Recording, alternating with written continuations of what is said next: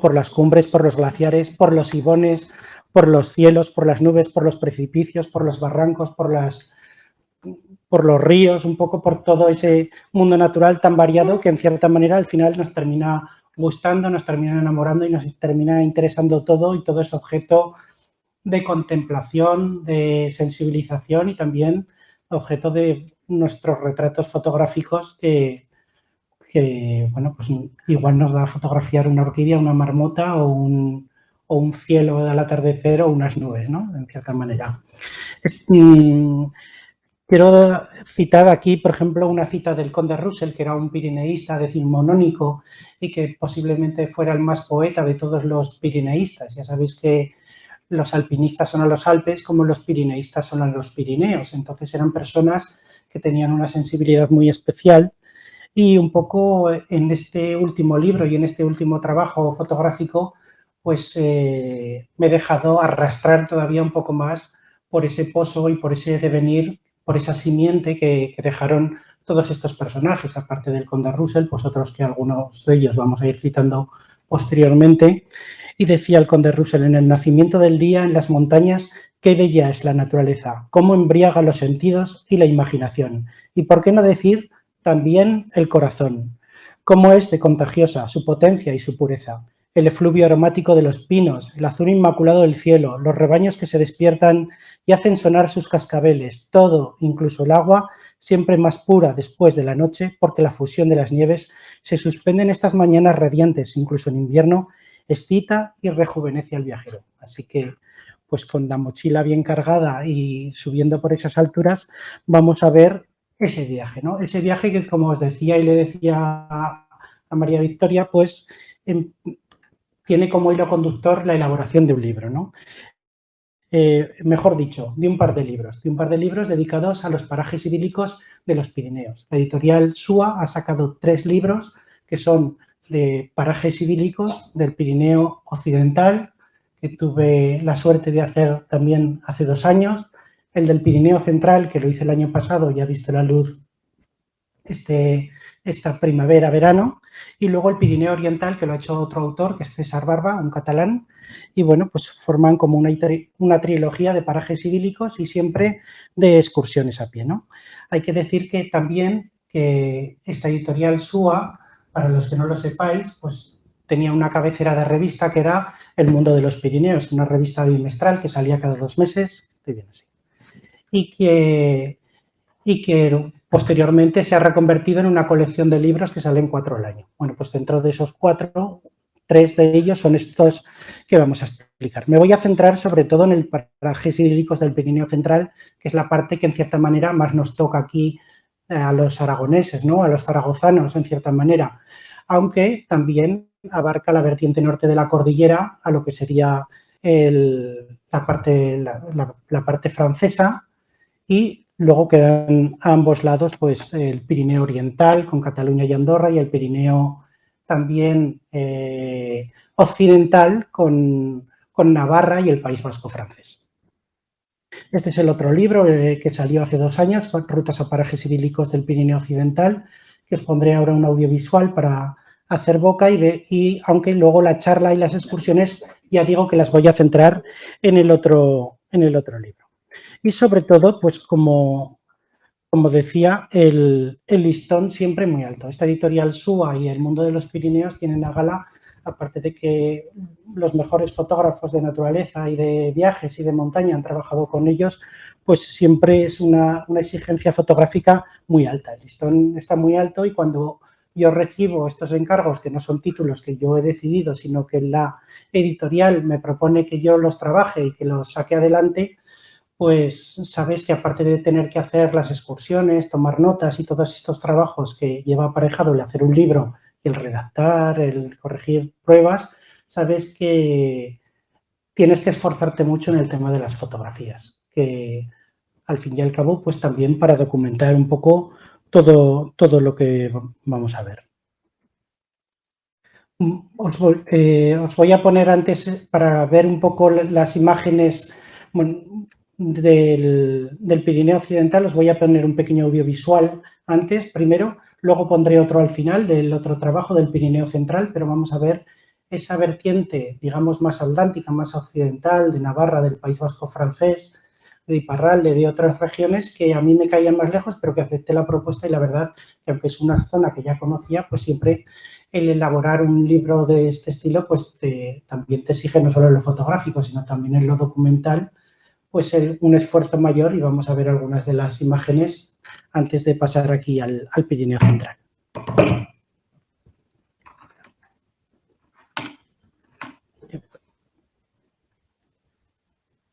Fotográfica no solo cuando uno hace en este caso las rutas, sino también muchas veces el ir buscando también otros detalles y otros momentos, otros instantes. A lo mejor uno ha hecho la ruta en verano, pero vuelve otra vez, en este caso al macizo de Roviñera, a fotografiarlo un día de invierno, pues para documentar y para que todas las fotos no parezcan que son flor de un día, por decirlo de alguna manera. Y a veces también hay que tirar de archivo, de otras fotografías que uno tiene pues para documentar pues recuadros o la propia excursión, si a lo mejor hay fauna o flora de interés o hablas de ellos, cosas que no solamente sean caminantes y paisajes, sino que también todo eso enriquece y digamos que le da mayor prestancia a cada una de las rutas y los artículos, ¿no? También hay que decir que a lo fotográfico se añaden otros muchos trabajos. Uno intenta hacerlo en lo fotográfico lo mejor posible, elegir bien los días, el tomar muchas notas, fotografías pues de una excursión a veces salen 200 o 300 para que luego salgan publicadas pues 2, 3, dependiendo de la ruta, pero también hay a la hora de hacer uno de estos trabajos, pues hay que pensar bien la ruta que vas a hacer antes en casa, diseñarla en cierta manera. Hay que tomar notas durante el campo. A mí me gusta no volver a casa y volcar todo lo que he vivido, sino que hay impresiones y sensaciones o sentimientos que uno tiene a lo largo de la excursión o cosas que ha visto que si no las anotas en ese momento, pues en cierta manera también se volatilizan, ¿no? Con la cámara es más fácil inmortalizarlas, pero a veces hay que ir anotando todos esos detalles y todas esas percepciones que uno recibe para que el lector o el excursionista luego también las pueda vivir y luego, pues claro, todo eso hay que redactarlo bien en casa pues para que tome cuerpo y que esté bien escrito. Hay que viajar, hay que hacer la mochila, luego sobre todo pues eso, hay que hacer los recorridos porque no puedes hablar de algo que realmente no lo has hecho, que no lo has vivido, que no lo has sentido, ¿no? En cierta manera, y donde has visto también los inconvenientes, los consejos, porque no solamente estamos entrando, como decía Lidia, en un terreno también de montaña escarpado, peligroso y también hay que dar una serie de pautas y de consejos. Las rutas, pues claro, antes de hacerlas también, aparte de fotográficamente y de haber elegido aquellos lugares, en este caso parajes idílicos, muchos están elegidos, como vais a ver, por el aliciente fotográfico que tienen, porque si gusta fotográficamente es que gusta visualmente, ¿no? Entonces, aunque seas una persona que no hace fotos, pues un paisaje bonito o un rincón o un detalle bonito, pues siempre va a ser para todo el mundo. Y bueno, pues todo eso pues hay que preparar bien también la ruta hay que planificarlo, repasar los mapas, hay que consultar a gente que ha hecho la ruta, hay que leer de otros autores que a lo mejor pues también cuentan cosas, aunque hayas hecho esa ruta y la conozcas, ¿no? Y volver otra vez pues para algunos detalles, sobre todo para cosas de geología o de fauna, de flora, de cosas que pueden ser de interés y a veces también pues acompañarse de gente que yo nunca hago una excursión solo, voy siempre acompañado pues de algún amigo o a veces cuando ya son de alta montaña pues de Joaquín, aquí de José Antonio también, o sea, de gente que te puede acompañar y que son una garantía también pues para la hora de seguir por esos lugares, ¿no? Como os decía, bueno, pues estaba el de parajes idílicos que hemos visto del Pirineo Occidental y ahora entramos ya en lo que serían los parajes idílicos ya propiamente dichos, como os decía, de ese Pirineo Central, sin fronteras, norte y sur, indistintamente, aunque el corazón y el peso de las páginas está volcado al sur porque es la vertiente donde vivimos, pero también, como vais a ver, pues hay rutas en el Valle de Sceaux, en Francia, y en el macizo de Neuville, en otros lugares que también son Pirineos y que también merecían pues que les colgáramos el cartelico de idílico y animar a la gente a descubrir la vertiente norte. A veces pensamos que conocemos el Pirineo y hay un montón de parajes a ambos lados, a este, a oeste y también al norte, ¿no? Por ejemplo, este verano he estado haciendo varias rutas en la vertiente norte y la verdad es que conozco poca gente que haya subido de aquí, del entorno de Zaragoza. A lo mejor alguno de vosotros sí, pero, por ejemplo, fuimos al Mont Valier, que es una montaña emblemática de los Pirineos y no he conocido ningún amigo que haya ido. O estuvimos en el Midi de Bigorre, que también, pues sí, hay un teleférico que sube, pero también es una montaña panorámica y muy emblemática de los Pirineos y hay pocos que la hayan conocido, así que no nos importe dar el salto y meterlo en los libros. El libro y las excursiones que yo voy a contar están estructuradas en 25 rutas descritas paso a paso y que están distribuidas en 5 capítulos, pues por darle un orden y darle una coherencia también.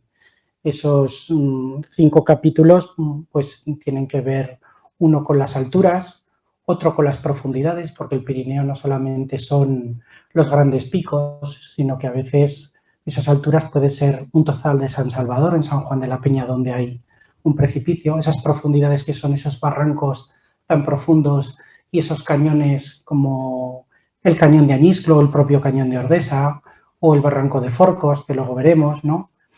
Ahí están distribuidas en otro ahí dedicado a las maravillas naturales, o sea, digamos que 25 rutas, 5 por cada uno de los 5 capítulos que voy describiendo y ahí los tenéis un poco repartidos por ese sector central de los Pirineos para que os hagáis una idea. Después de haber hecho 25 rutas y tener, pues vamos a poner 200 o 300 fotos por ruta, más luego de archivo que vas tirando también, pues al final acumulas muchas. Y lo último que se elige es lo primero que vais a ver, que es la portada. Entonces, es muy difícil elegir una portada. Lo que a lo mejor a mí me gustaba como portada, que es ese lago corazón que protagonizaba el cartel y que luego vamos a ver, pues al final los maquetadores o la editorial deciden otra portada también bien chula y bonita, que es el castillo de Acher, en el Valle de Hecho. En este caso, no fui a hacer la ruta porque ya la tenía hecha, ya la tenía fotografiada, pero quise, en el otoño pasado, además, volver otra vez en un día que había borrasca, que sé que había nevado, que todavía sabía que estaba o que estaría el otoño y que se abría una ventana de tiempo a lo largo de la mañana, ¿no? Vas mirando la EMED y dices, pues hoy me cojo fiesta en el trabajo y me voy a fotografiar el otoño a ver si lo pillo con nieve. Y así fue, el otoño en la Selva de Oza con el castillo recién nevado que tardó en despejarse porque estaba cubierto por la nube, pero luego poco a poco, esa grandiosidad y ese paraje idílico pues se va despejando. Ya digo que la ruta, las notas, toda la ascensión ya la tenía fotografiada y retratada, pero quieres volver otra vez pues para darle un plus y mejorar un poquito el archivo fotográfico que era. Y así queda la portada. Con las letras, con el título y bueno, pues siempre suelen ser fotos verticales que dejas un espacio arriba pues para que pongan la cabecera del título, de la revista, o notas o jugar un poco porque luego cuando las recortas a veces pues para portadas no dan por la calidad o se ve un poquito más la nitidez y el peso que tienen, ¿no? Aunque yo aquel día, para mí la foto idílica era esta, pero luego, pues, esta también sale en el libro, sale en la ruta, pero bueno, ahí un poco el otoño que ya se estaba pasando, el color rojizo de las areniscas del Permotrías en el castillo de Acher y ese sinclinal colgado, que es esa montaña tan emblemática y que es una de las alturas que describo. En la introducción también hay que buscar fotos para la introducción y la introducción la he basado en los pirineístas y también en la protección de la cordillera, en la conservación de las montañas. Digo yo, el espíritu pirineísta, decía Henri Beraldi, que era un historiador del pirineísmo de hace un siglo, que el pirineísta es una persona que ve, que sube, que escribe y sobre todo que tiene un plus, que siente. Y bueno, pues eso es un poco lo que me ha motivado, porque yo siento una emoción especial pues cuando veo que el castillo de Acher se despeja con esa alfombra basal del bosque de otoño, o cuando subo al lago Corazón, o cuando, como vamos a ver en la Sierra Negra de Ardonés, parece que estás en otro mundo. Bueno, pues sientes esa emoción y en cierta manera pues somos pirineístas modernos, ¿no? del siglo XXI. Y también estos pirineístas eran grandes fotógrafos. Lucien Briet, que tiene ahí su monumento y que fue, además, lo que cuenta en la introducción, no solamente vivían, fotografiaban, escribían y sentían, sino que además lo transmitían y pedían la protección de estas montañas. Lucien Briet pidió hace más de un siglo la protección del Valle de Ordesa, que hoy es un parque nacional, y criticaba, ¿no?, que talando aquellos bosques se estaban cargando la gallina de los huevos de oro, ¿o no?, alfilerazos o algo así decía, y que ojalá se creara un parque nacional a imagen y semejanza del que los americanos tenían en Yellowstone. Pero no fue la única voz, porque Frank Schrader, que era otro geógrafo y que hacía mapas y unos dibujos muy bonitos, unas acuarelas, pues ese también habló de la destrucción de los bosques de Ordesa. O el conde Russell, que era ese que os he hablado antes, tan romántico y que llegó a alquilar el glaciar del Viñemal para excavar unas cuevas, lo alquiló durante 100 años a razón de £1 por año, pues ese también hablaba de que se estaban perdiendo los gorriones alpinos en el Viñemal y también criticaba la construcción de grandes refugios y él abogaba por las cuevas como que era un método menos invasivo. Todo eso aparece recogido un poco en la introducción y todo eso, en cierta manera, pues había que documentarlo de alguna manera, ¿no? Aquellos pirineístas, pues claro, me preguntaba Paco por el trípode. Lo del trípode para estos era lo de menos, porque llevaban esas cámaras tan pesadas con placas fotográficas y demás. Incluso hay una foto que Esteban Anía, que es otro socio de Asafona, que trabaja en la Diputación de Huesca, en la fototeca, cuenta que hay una foto, si mal no recuerdo, que es de un tal Maxwell, que era un fotógrafo, pero que sube a la brecha de Rolando en 1835 y que no solamente tenían que cargar con todo ese peso, claro, llevaban guías, llevaban mulas, hacían lo que podían para cargar hasta allá arriba, sino que además tenían que revelar la foto ahí arriba con un equipo y un laboratorio que tenían que subir, pues eso, hasta 2.800 metros de altura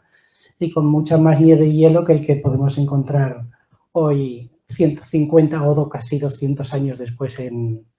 la brecha, ¿no? Lucien Briet. Este que vemos aquí es Eugenio Trotat, que es otro fotógrafo poco conocido, pero uno de los grandes fotógrafos de la época, en la brecha de Tucarroya, entre el circo de Gavarní o de Staubey y el balcón de Pineta, siempre con el equipo ese pesado, los guías. Esta no se ve muy bien, pero bueno, son los... Había otros pirineístas como el Barón de Lassus, que no eran fotógrafos, pero llevaban tal equipo y tal séquito de gente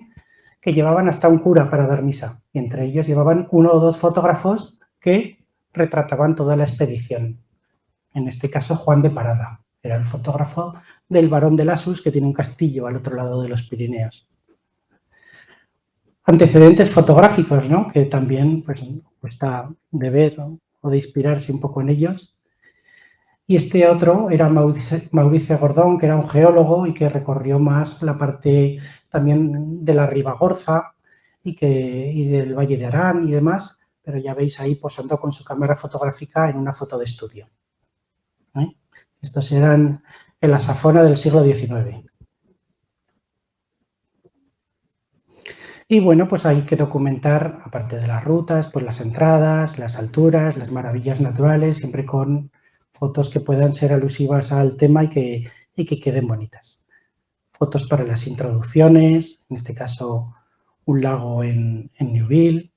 y luego ya cada una de las rutas pues ya ves cómo van montándose con la foto en bruto que tú tienes, cómo quedan con las imágenes y demás, y hay que elegir, hay que decirle a la maquetadora mejor esta ponla en pequeño o es tan grande, a veces te hacen caso, otras veces no, y eso también es un trabajo también arduo a la hora de quedar, ¿no? Otras veces, pues como os decía antes, muchas veces eliges el sitio, en este caso el Ibot de Tebarray, que había yo estado hace muchos años, pero lo quería elegir porque me parece una imagen súper potente, ¿no? El subiendo hacia los infiernos, el retratar ese ibón que está a 2.800 metros o más de altura, que parece que está metido en el cono de un volcán, con el picote de barra ahí al fondo. Para mí era una imagen tan potente y tan idílica solo ya de la fotografía que elegí esta excursión por ello. Pero luego uno va encontrando muchos más alicientes, porque subes por todo el Valle del Río Aguas Limpias, ya veis qué nombre tan bonito, llegas al refugio de Respumoso, que ya no es tan bonito, y luego ya uno sube a los ibones de Llena Cantal, donde vivaqueamos y donde dormimos y donde vimos un amanecer precioso con el telón de fondo del Balaitus, un sarrio que bajaba a beber al agua, unos montañeros que se prestaron a hacerse unas fotografías allí con nosotros al atardecer. Y bueno, pues uno juega también con todo tipo de detalles, no solo de fauna, de flora, de paisaje, sino también pues la propia silueta del montañero al atardecer, con los frontales en un refugio en el Pirineo francés. A veces también hay que ilustrar, no solamente es un libro son libros de rutas o de fotografías bonitas, sino que también hay que ilustrar de lo que quieres hablar. En este caso es una excursión por la Foz de Salinas, que hay un pueblo abandonado o deshabitado, que es Salinas Viejo, y bueno, pues hay que tener también fotografías de esos lugares de los que uno quiere hablar en esos recuadros, que son como un punto y aparte o un algo más que quieres narrar. Y para terminar de rizar el rizo y para hacerlo más divulgativo o más naturalista, de cierta manera, pues también le dije a la editorial que al final de cada uno de los 5 capítulos que hiciéramos una doble página alusiva a algo de la naturaleza relacionado con eso que estábamos hablando, ¿no? En este caso, en el capítulo dedicado a los ibones, yo quería hablar de la vida acuática, de algo que me parece fascinante, esos seres vivos que viven dentro del agua y además a cierta altitud, en unos lagos que muchas veces permanecen congelados 3/4 partes del año. Y bueno, pues eso también hay que fotografiarlo. Yo les había conseguido una foto del sabopartero, de la rana bermeja, del tritón pirenaico para que hicieran un collage, pero al final la maquetadora ve muy potente la imagen de la libélula y monta la doble página así, que a lo mejor queda menos saturada y que puede quedar más impactante también la foto, ¿no? Y las otras, bueno, pues el que quiera saber más, pues ahí tiene algún dato y que busque, que ahora tenemos todo también en los móviles, ¿no? Si quieres saber cómo es el tritón palmeado o por ejemplo, esta otra, donde en Maravillas Naturales yo quería hablar de algunas curiosidades naturales. El pequeño lago de Monte Perdido, que se filtra y hace un trasvase subterráneo y en vez de ir hacia Góriz y hacia Ordesa, reaparecen las aguas en la cascada de Gavarní y se van al Atlántico.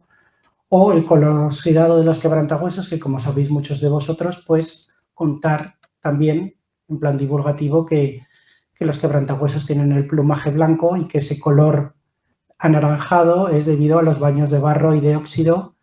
que se propician todos los ejemplares en lugares que ellos ya conocen, fuentes ferruginosas, y que le dan ese color. Bueno, pues un montón de cosas que siempre nos asombran y que es ofrecer un poquito más de información. Pero claro, para ilustrar esto del quebrantahuesos, pues hay que tener fotos de quebrantahuesos o hay que ir a hacerlas. Yo tenía ya unas cuantas, pero quería fotografiar al quebrantahuesos con nieve, un día de nevada. Y entonces otra vez me volví a pedir un día de fiesta en el trabajo, además el día de mi cumpleaños, y decidí celebrarlo con los quebrantahuesos a ver si bajaban a una carroña. Ahí veis la foto original que da pie luego al montaje y a la maquetación. Y bueno, pues otras fotos también de ese día disfrutando y celebrando, pues creo que fueron los 49 años.